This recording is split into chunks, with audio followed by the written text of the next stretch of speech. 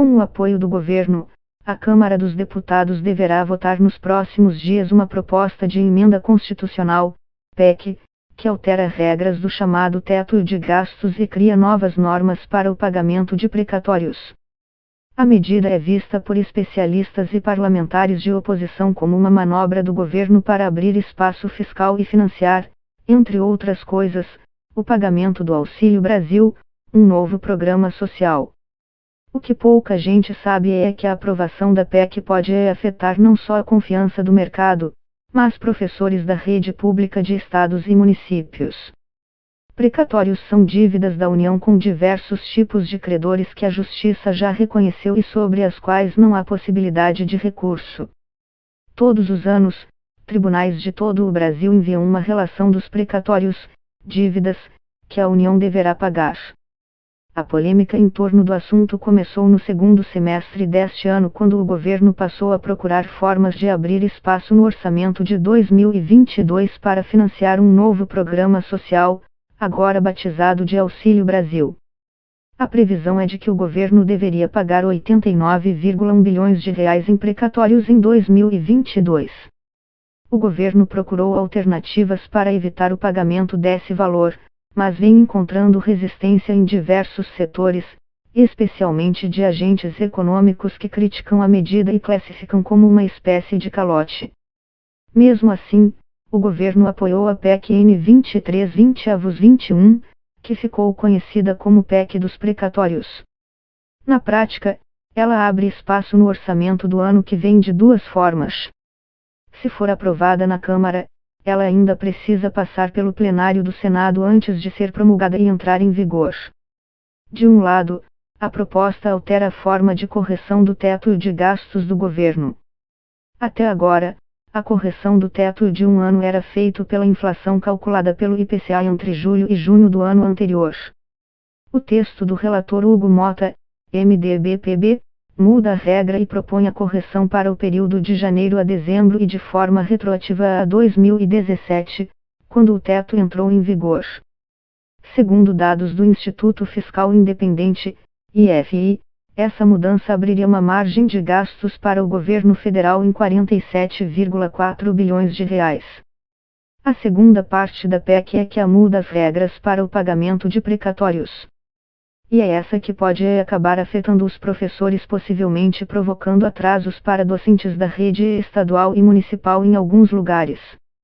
Em 2022, o governo deveria pagar 89,1 bilhões de reais, um aumento de 64% em relação ao valor previsto para 2021, que foi de 54 bilhões de reais. Esse crescimento foi classificado pelo ministro da Economia, Paulo Guedes, como um meteoro nas contas públicas. A PEC prevê o estabelecimento de um teto anual para o pagamento de precatórios. Em 2022, esse valor seria de 41 bilhões de reais. Considerando a dívida de 89,1 bilhões de reais, isso deixaria em aberto um total de 48,1 bilhões de reais para o ano seguinte. O problema é que desses 89,1 bilhões de reais, pelo menos 16 bilhões de reais são referentes a dívidas que a União tem com os estados da Bahia, Ceará, Pernambuco e Amazonas por conta de um erro do governo no repasse de recursos do antigo Fundo de Manutenção e Desenvolvimento do Ensino Fundamental e de Valorização do Magistério, Fundef, que depois foi substituído pelo Fundo de Manutenção da Educação Básica, Fundeb. Pela legislação, o governo federal deveria fazer uma complementação ao salário dos professores da rede pública por meio do Fundef. Alguns estados e municípios, no entanto, processaram a União alegando que o cálculo usado por ela para fazer os repasses era incorreto, ocasionando prejuízos. Os casos foram levados ao Supremo Tribunal Federal, STF, que, nos últimos anos, vem dando ganho de causa contra a União. Uma lei de 2020 prevê que 60% dos valores de precatórios devidos pela União como pagamento de dívidas dos tempos do Fundef deveriam ser direcionados aos professores dos estados e municípios que receberem os valores. O texto da PEC, porém, prevê mecanismos que dificultam que esses entes recebam as dívidas, o que, em última instância, prejudica os professores. Um desses mecanismos prevê que se a dívida não for paga dentro do teto estabelecido pela PEC, o Estado ou o município credor pode optar por receber no final do ano seguinte com um desconto de até 40%. Na prática, isso poderia diminuir o valor a ser pago aos professores. Outro dispositivo prevê que o credor que não quiser optar pelo desconto de 40%, pode receber a dívida em até 10 anos, o que também afetaria os professores. Um terceiro mecanismo é o chamado encontro de contas. Neste caso, a União poderá propor ao credor que a dívida da União, precatório, seja abatida do total de débitos que ele possa vir a ter com o governo federal. Um exemplo é o do governo da Bahia que, em 2020, tinha uma dívida com a União de 5,3 bilhões de reais.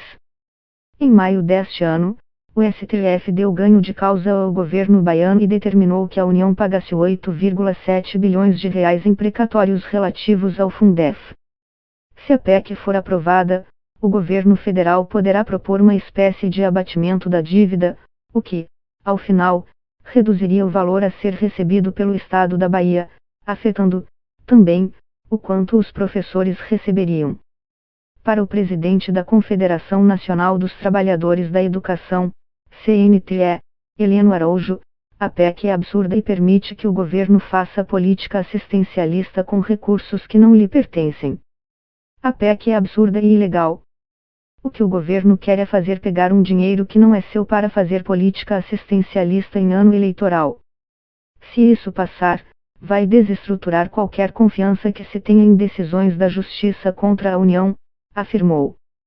A política assistencialista a qual Araújo se refere é o Programa Auxílio Brasil, lançado pelo governo e que prevê o pagamento temporário de R$ 400 a pessoas em situação de extrema pobreza. Estima-se que o benefício vai atender a 17 milhões de famílias. A expectativa era de que o benefício começasse a ser pago a partir de novembro deste ano, a partir do fim do auxílio emergencial referente à Covid-19. O economista e fundador e secretário-geral da organização não governamental Contas Abertas, Gil Castelo Branco, avalia a PEC como uma manobra eleitoreira e que pode prejudicar não apenas os professores, mas o país como um todo. A PEC permite o estouro do teto e compromete a confiança do mercado na política fiscal do país. O governo foi para o tudo ou nada de olho nas eleições. É ruim para os professores, que tinham uma expectativa de ganho, mas é ruim também para a população em geral porque isso pode causar crise que afeta a economia, afirmou o economista. Na semana passada, porém, o ministro da Economia, Paulo Guedes, defendeu, ao lado do presidente Jair Bolsonaro, a mudança nas regras do pagamento de precatórios e na correção do teto de gastos. Eu falei, olha, furamos o teto ano passado para atender a saúde. Os efeitos econômicos sobre os mais frágeis foram devastadores, todo mundo está dizendo que os mais pobres estão sem comida, sem gás, tendo que cozinhar com lenha. Ora, ninguém quer tirar 10 em política fiscal e deixar os mais frágeis passarem fome, afirmou o ministro. Castelo Branco diz ainda que, apesar do discurso do governo, o estouro do teto gerado pela PEC dos precatórios não vai financiar apenas o Auxílio Brasil, mas também será usado para bancar as chamadas emendas de relator, um tipo de emenda parlamentar mais difícil de rastrear em que a destinação dos recursos é feita pelo relator geral do orçamento. Reportagens publicadas pelo jornal O Estado de S. Paulo ao longo deste ano mostraram que esse tipo de mecanismo estaria sendo usado irregularmente pelo governo para beneficiar parlamentares da base. O governo, por sua vez, se defende afirmando que políticos de oposição também teriam recebido recursos das emendas de relator. O diretor executivo do Instituto Fiscal Independente do Senado, IFI, Felipe Salto, avalia que a PEC dos precatórios poderá custar caro ao país porque o estouro do teto deverá afetar a confiança do mercado nas contas públicas. O que está acontecendo é que o governo quer abrir espaço no orçamento para prioridades eleitorais.